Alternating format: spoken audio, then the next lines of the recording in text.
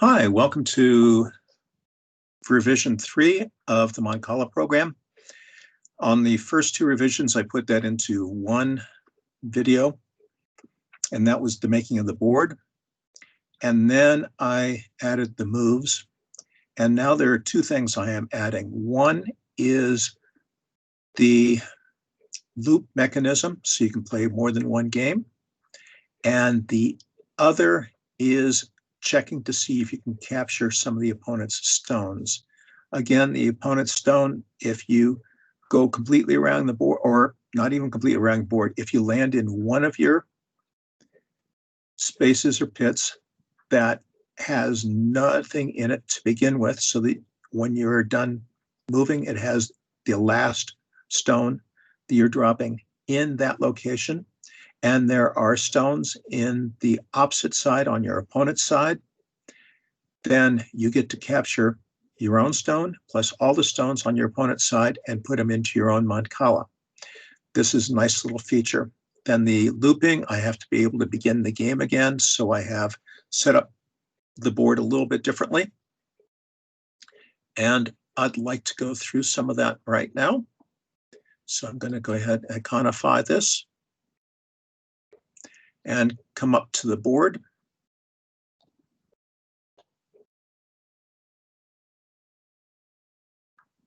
And then I have the board here with then the two things I add here are random and seat time, because I'm going to allow you to choose who begins the game, either player 1 or player 2, or the choose a random number, so it's just chosen by random. So then the player moves is an old one, then initialize player, then it is, this is where the initialization of the player goes, and then returns the number of the player who starts the game. I don't have any input on it, and initialize the names of the players and their statistics. So this is, again, the just the call that has to be defined before it's used. And then the second one I've added is find winner. And then this just goes through and does all the final setup and then determines which one actually is the winner. And then the prototype for it is int find winner. And then this one has already been in here. The next thing I have done here is, now if you notice, I have a reset board, and this is the values. This way then I can just load up board at the start of each new game and just copy it in, so it's never, I mean, it's easy to restore everything to a new game. Then on these other ones, I have, all of them have 3 locations, or 3, well, they're 3-element arrays. And then the 1 and 2 are the ones that I'm most interested in, because those are corresponding with player 1 and player 2. This way I don't have to do any math in the program. Makes life a lot easier. And so I now have games played, and I have then a blank one, and then for player 1 and player 2, likewise, keeping track of wins and losses and ties. If I want to later on, I can also try to keep track of averages. Then these ones you've already seen. So these are the solid line, dotted line, print player, print 2 players, player 2 and player 1. And this, again, is just a reminder, this used to be the main, on the first example, first 2 examples, this was the main program. But since I now want to play a game, I changed this to print board and added a header for it. And I just left the main with just the short one. Then, if you notice, then I have then setting up the SRAND time, and sometimes just having SRAND time of 0 works, but in this case it said it was a time type variable, so therefore I added the int, which is casting this to an integer, which is needed to go to SRAND, and so therefore this all will work fine. Then I have starting player, which I'll initialize a little bit later, and I do then player equals initialize players, which is a routine that I defined the prototype earlier, and I'm going to refine and define a little bit later. Then here's what the do is for. This is where I'm doing a loop to be able to do multiple games. And then I'm saying starting player equals player. This way, then I'm just going to toggle back and forth between the two players. I'm only going to call initialize players once, and I'm going to keep the same names throughout. Then I'm going to initialize the board from the reset board information. And so I'm just going to do board sub I equals rest board sub I going from 0 to less than 14. Then I'm going to say each of them have played a game, so I'm incrementing games played for both players. Now, this is the part that was always in here, the loop until one player wins. And once one player has won, then I go find the winner, which I'll go over in a bit. And then this is where I flip starting player, or flip player. And so starting player, if it equals 1, then I set player to 2. Otherwise, I set player to 1.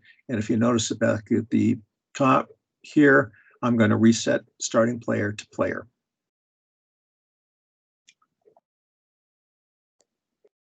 Then I'm going to input, and this will take the first character of the input and then change it to an uppercase character. So all I have to do is check against Y. And if it's Y, I can type in yes, yep, anything else, and it will go ahead and keep on looping. Now, here's the initialized player. And if you notice, it returns an integer, which is going to be the player. And this is what is returned up here to player when I initialize players. So the first thing I do is say int retval equals 1, and I'm going to default to the player 1. And then number choice, I'm going to set to a default that is invalid, so that it forces the person to go ahead and select one of the 3 menu items. And then I just did an int. Since I'm doing for loops and everything else, I decided to just define it once. And then go ahead, like this is the first for loop. And then in here, I'm going to ask for player 1 and then player 2. And then I set the player sub 1 or 2 to player names. Then I put player wins to 0 because this is also initializing. When I get into files in the next video, then I'll show you how to load up these. But by default, they're all loaded to 0.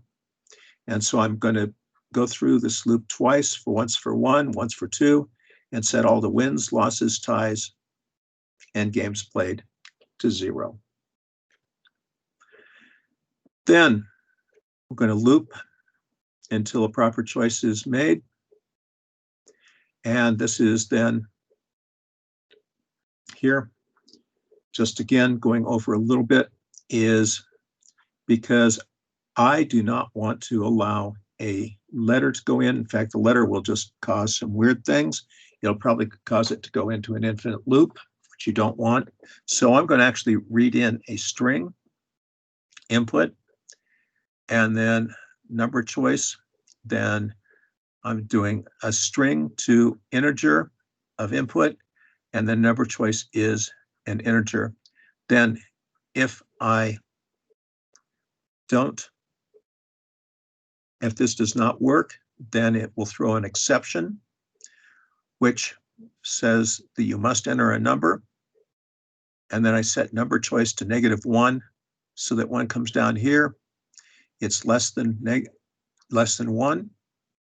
So therefore, it will loop back up and cause you to re-choose which of the items you want to do. Then I'm using a switch statement. And I don't really need to do the red val equals 1 because it's already set, but I just feel more comfortable just making sure it's set to what I want it to be. Then I do a break, case 2. I do a red val equals 2, which means player 2 starts, then break, and then I do a rand and take the remainder and add 1 to it, which will give me either a 1 or a 2, and then that's what I return. So in this case, then I have everything set up for the person to do. And then this is what is called up here on initialize player. And if you notice, it returns either player 1 or player 2, depending on if 1 is chosen or if a random number is chosen.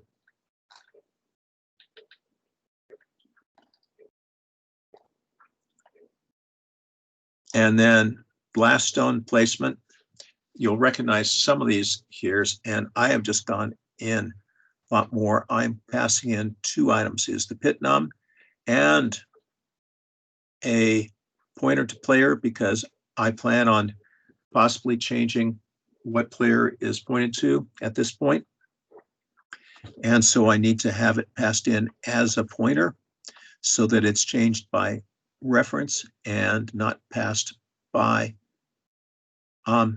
value. And like the int pit num, if you don't see the ampersand in front of it, this means it's passed by value.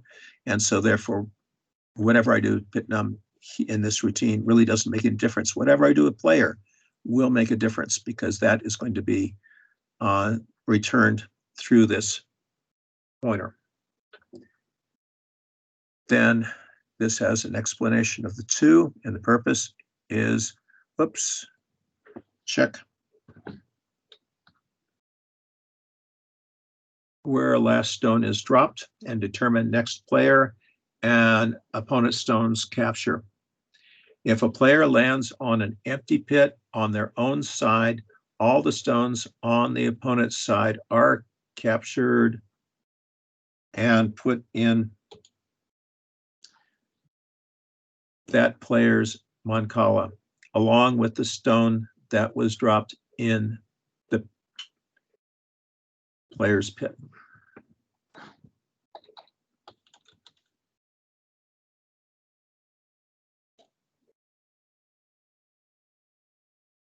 So then the other thing that I should probably put in here, if last stone is dropped into the player's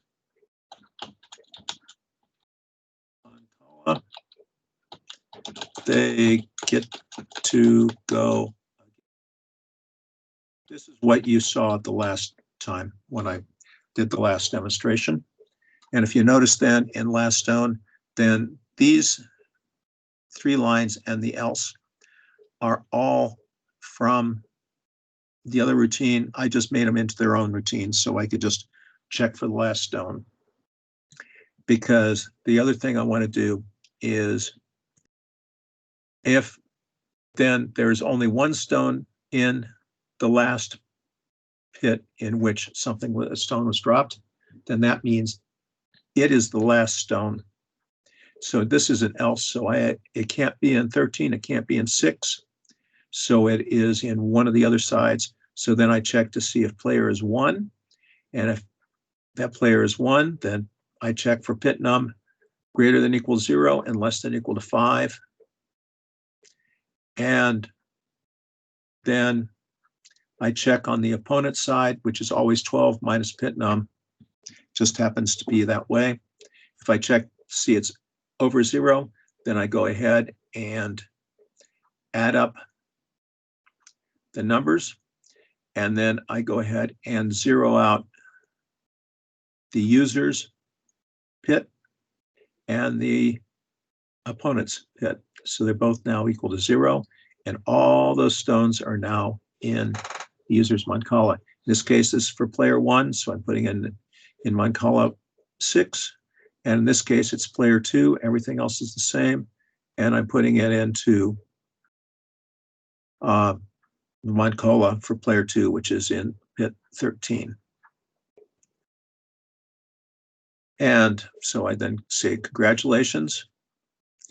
And once I have gone through this, then still within the else, then I don't want to change other places, but I then take a look. If player is equal to 1, I switch to player 2, and vice versa. I don't want to do this until after all this is done. Here's the player moves. Nothing's really changed on that.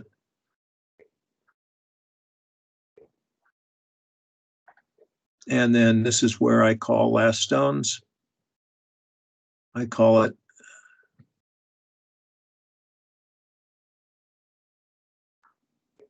let's see, here's the last stone placement. I just do a check after all the pits have been dropped, and then this goes through and does the check that I was telling you about to check whether it's in one of the Mancalas or in a pit that had been empty before. And if there are stones opposite it, then it can go ahead and take all those stones. So then this is the same check that was in here before, checking for empty side.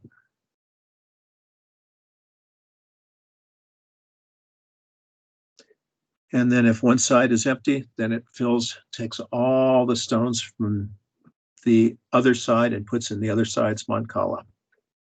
So there is a game on this, is sometimes you don't want to be the first to lose all your stones because you want to get as many stones from the opponent's side as possible. So then if empty side is 0, that means the game is over. So I'm going to say the final board is, and I print the board. Then I go back in and check empty side. This has already gone through, but I will just go through it slowly because I'm just going through all the pits and seeing if they're empty. And if they're not empty, then I break out of this loop. If they are empty, then it goes through, and pit num is 6, and so I have the Rrev as 1. And likewise, if it's 13, then going through the second loop, then Rrev is 2. And here we have find winner, which is the last new part to this.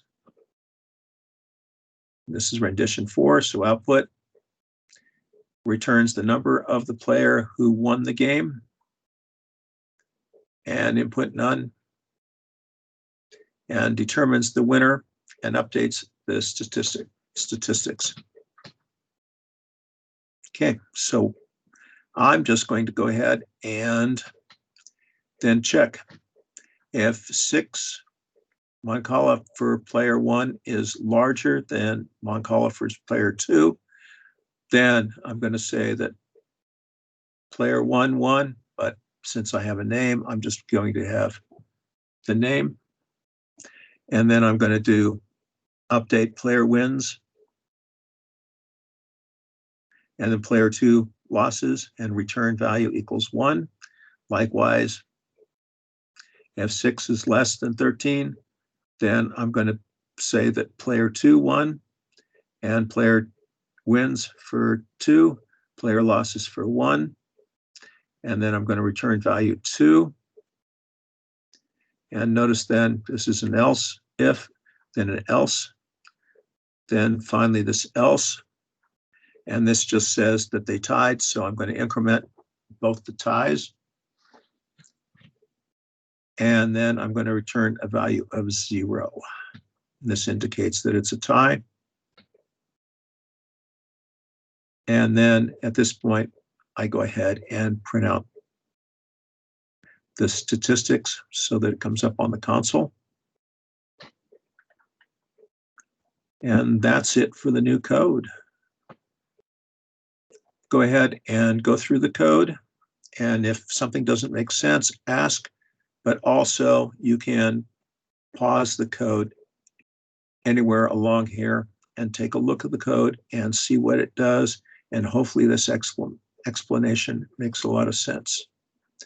Again, 2 of the new features I put in before they were used, so therefore I did not need a prototype. The other ones, I added prototypes up here. I just wanted to show you what I could do for both. So then I will go ahead and just show you a little bit of what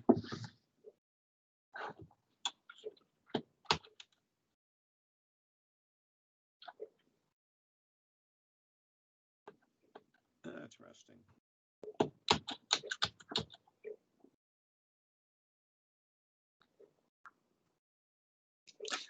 Looks like this is system's acting real slow today.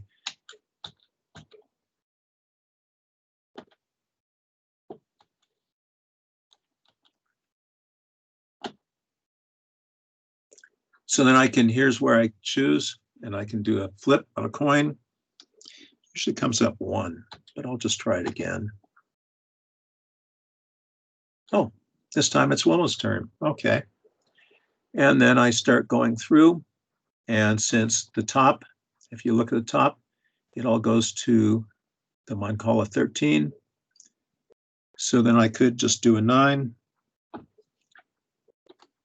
And notice now it moves 1 of these each. It's my turn again. And to get the end space moved out, I'm just going to do a 12. And then on this other side, I'm going to do a 1. And then likewise, I'm going to do a 5. And we'll just keep on going through. And it's going to take a while, so I'm not sure if I really want to go through everything. So then if you notice on Wilma's, then I don't have anything that I can really do. So I'm just going to do a 7, which will put everything into the first space. And looks like this system is running really slow. So I'm not going to do too much more right now. So I'm going to come up and say, if you have any questions, please contact me. And I will not put up the code at this time because I want you to take a look at this. But if you ask me to, I can go through this personally with you, because this will be one of your next assignments, to make Mancala so it does all these features. And we'll post this on the webpage as well as saving it to the CSC 119. Take care. And